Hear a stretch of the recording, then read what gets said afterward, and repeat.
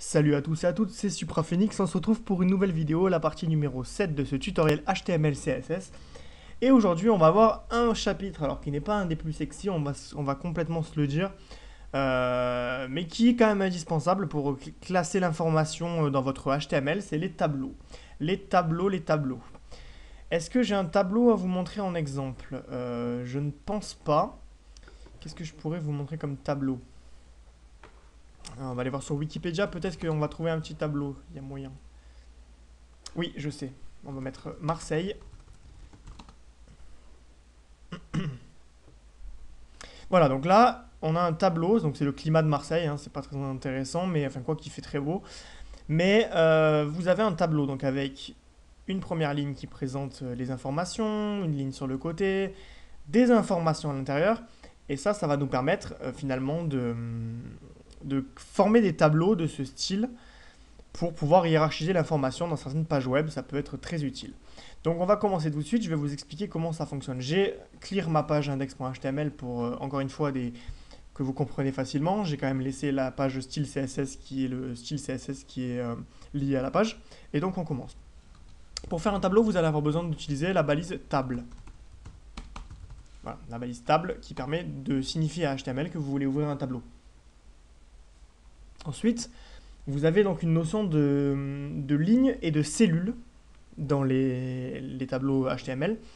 Pour ouvrir une nouvelle ligne, donc là il va n'y en avoir qu'une seule, on va mettre la balise TR qui correspond à une ligne comme je viens de vous le dire. Et ensuite, si je veux plusieurs colonnes sur cette ligne, donc des cellules finalement, si je veux par exemple 4 colonnes, je vais mettre des TD. Ça, c'est les cellules. Donc voilà, je le présente comme ça, je vais copier-coller pour aller plus vite. Voilà, donc là on a un tableau qui comporte une ligne et 4 colonnes, tout simplement. Si j'actualise ma page, normalement vous n'allez rien voir, parce qu'il n'y a aucune information à l'intérieur, c'est normal. Maintenant on va mettre des informations. Donc qu'est-ce qu'on pourrait mettre par exemple, on va faire un truc du climat, c'est pareil, voilà. Alors on va mettre température max, non alors ville, température max, hop, température min, et jour de pluie, par exemple. Voilà, c'est l'exemple parfait. Et vous constatez que tout s'affiche à la suite et qu'il n'y a pas de bordure, alors qu'on veut un tableau. C'est vrai que dans l'inconscient collectif, un tableau, c'est des bordures. Sauf qu'un tableau, ça peut aussi juste être une façon d'être présenté sans forcément avoir de bordure. Donc là, je vais vous montrer, on a voilà, donc 4 colonnes, là, on a la ligne TD, TR, pardon, et on a la colonne TD, TD, TD et TD. Nous, ce qu'on veut, c'est, pour que ça fasse un peu plus joli, avoir une bordure autour des TD finalement, des cases. C'est ça qui nous intéresse. Donc on va mettre TD, border, 1 pixel, solide, black. Voilà, on va avoir une petite bordure de 1 pixel continue en noir autour des petites cellules. Et donc ça fait un truc plutôt sympa. Alors bon, effectivement, on est encore un petit peu léger, on va dire, sur le CSS, mais c'est normal. Là, ce que je vois, c'est qu'il y a des espaces entre les cases, et moi, j'en veux pas. Donc, ce qu'on va faire, c'est qu'on va retourner sur notre CSS. On va ajouter une propriété à table. Ça s'appelle Border Collapse. Alors, il faut le connaître, hein, c'est toujours pareil. Je ne peux pas vous l'apprendre à votre place. Qui permet, en fait, d'enlever, finalement, l'espace entre les bordures. Et donc, on se trouve avec un tableau beaucoup plus sympa pour l'instant. Et on va ajouter une deuxième ligne si vous voulez bien. Donc qu'est-ce qu'on fait? On ajoute un TR, on ajoute 4 TD évidemment parce qu'il faut que le chiffre soit équivalent, hein, tout simplement. Sinon on va se retrouver avec... Je vais vous montrer au moins, vous allez voir avec moi. Donc là regardez, je vais mettre ville Marseille. Température max on va mettre allez, 29 degrés par exemple, hein, je dis ça au hasard. Température minimum, on va mettre 2 degrés. Oui, il fait 2 degrés des fois à Marseille. Et jour de pluie, on va mettre 3. Voilà. Là, on va ajouter jour de pluie par mois. Allez, par constance professionnelle. Hop. Et on a donc un tableau qui commence à prendre forme. Donc on a ville Marseille, température max 29, température minimum 2 degrés, jour de pluie par mois 3. Ça, c'est pas mal. Maintenant, qu'est-ce que je vais pouvoir vous montrer? Si j'enlève une ligne alors qu'il y en a une de plus au-dessus, qu'est-ce qui se passe? Eh bien rien, il n'y a rien qui s'affiche finalement, c'est vide, il manque une information. Donc nous, c'est pas le but, hein, on va quand même le remettre, ce sera plus sympathique. Voilà. Et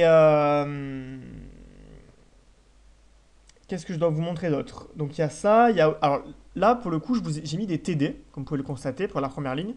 Mais en fait, je vous ai menti, c'est-à-dire que quand il s'agit de la légende, c'est-à-dire que c'est on va dire pas le menu, mais l'entête d'un tableau, on va pas mettre du TD, on va mettre du TH, qui finalement veut dire ligne. Alors T, c'est, je pense que ça correspond, donc je vous dis à la ligne. Enfin TD, ça correspond à la ligne. Si je mets TH, je pense que c'est head, donc on va mettre du TH partout, tout simplement. Voilà, ça va être un petit peu chiant. TH, TH, TH, H, H et H, voilà. Et donc vous allez voir que le style va un petit peu se modifier. On n'a plus de colonne à ce niveau-là. Ce qui est normal étant donné que c'est plus TD. En fait, on a mis la colonne sur le TD. Donc on va mettre TD, TH. Donc ça veut dire que ça va appliquer la bordure pour les TD et les TH. Voilà. Et ça s'est mis en gras. Alors, certes, on aurait pu le mettre en gras simplement avec un font weight bold. Mais moi, ce que je voulais vous montrer, c'est que c'est une fonction native de HTML et il faut utiliser au maximum. C'est bien pour le référencement, c'est bien pour que Google comprenne ce que vous voulez mettre, à quoi correspondent ces informations. Donc, respectez au maximum ce que vous propose HTML5. Finalement, c'est une super avancée. Enfin, avancée. C'est une super fonctionnalité, on va dire. Ok. Maintenant, je veux expliquer à quoi sert ce tableau. Alors, je pourrais très bien mettre une balise P avant. Ce tableau vous démontre la météo marseillaise, voilà, la météo par ville. Voilà, j'écris ça au pif. Donc ça va faire ce qu'on veut, hein, c'est-à-dire une ligne avant. Moi, ce que je veux, en fait, c'est utiliser une fonction, encore une fois, native, qui s'appelle caption, qu'on met juste après table, qui est en fait, finalement, la description du tableau. Donc moi, je vais la mettre là, plutôt, parce que c'est quand même plus avantageux de passer par ça, voilà. Et du coup, alors ça le centre, si vous voulez, on peut aussi modifier, hein, si vous n'aimez pas que ce soit centré, on met caption, hop, text align, left, voilà. Et normalement, ça devrait se mettre à gauche si... Voilà, vous voyez, en fait, on peut vraiment modifier le style, même s'il y en a par défaut qui se créent avec les fonctions natives de HTML, que je vous recommande, comme je vous dis, de l'utiliser. Et donc, il se peut, dans l'avenir, que vous ayez des gros tableaux. Et je vais vous montrer pourquoi je vous dis ça.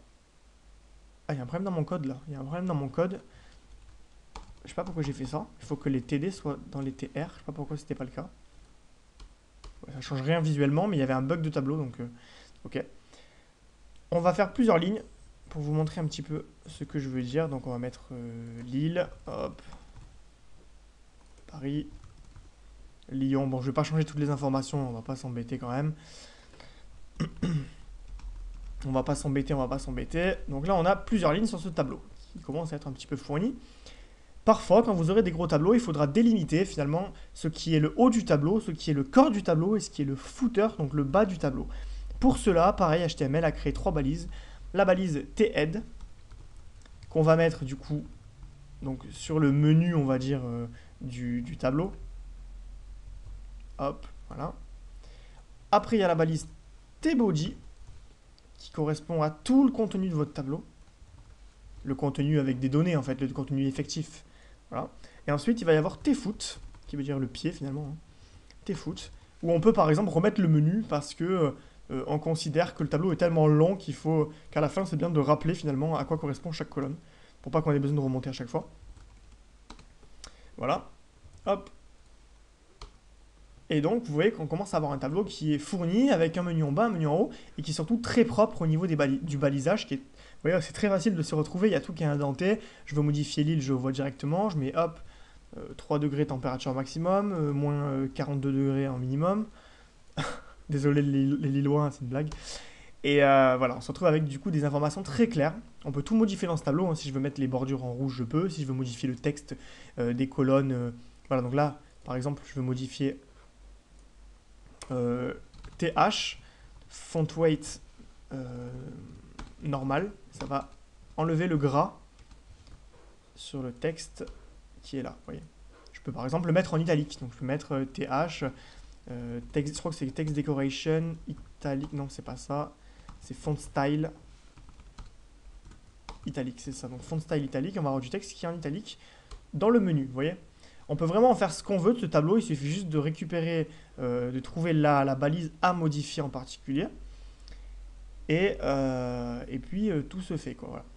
Si par exemple je veux que la deuxième colonne des températures max des TD soit en rouge pour signifier la haute température, on peut mettre, alors attendez, je vais essayer, TD NTH child 2. Alors là j'y vais un peu au pifomètre, je pense que ça va marcher, mais alors c'est pas du color, c'est du background color.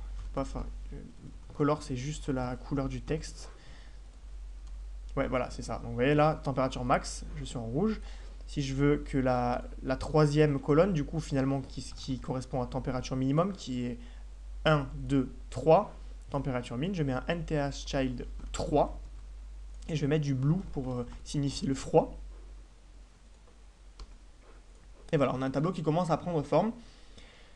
Autre chose, si par exemple je veux qu'une colonne prenne, qu'une cellule prenne 2 colonnes, parce que je veux peut-être que le 2 degrés, là, il a jusqu'à jour de pluie par mois et que j'enlève cette ligne.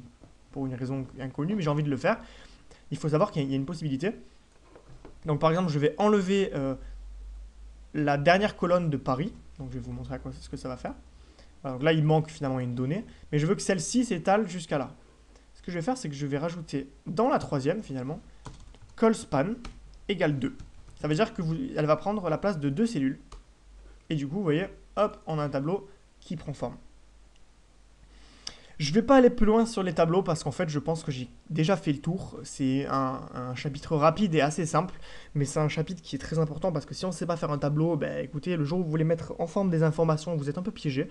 Donc voilà, le tutoriel ne va pas durer 50 minutes, hein, je vais arrêter là pour celui-là. Et dans le prochain, on verra tout ce qui est formulaire, et ça va être un gros morceau, hein, je vous le dis, un formulaire pour pouvoir traiter les données en PHP. Alors il y a le tutoriel PHP ensuite qui permettra de traiter les formulaires, mais là on va juste voir comment mettre en forme un formulaire, et vous allez voir que c'est plutôt sympa. Allez, je vous dis à la prochaine pour une prochaine vidéo. Salut!